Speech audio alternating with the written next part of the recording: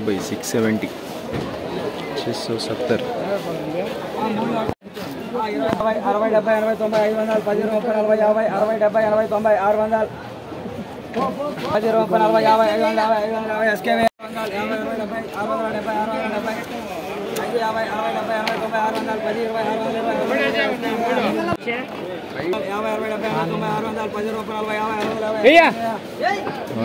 650 medium.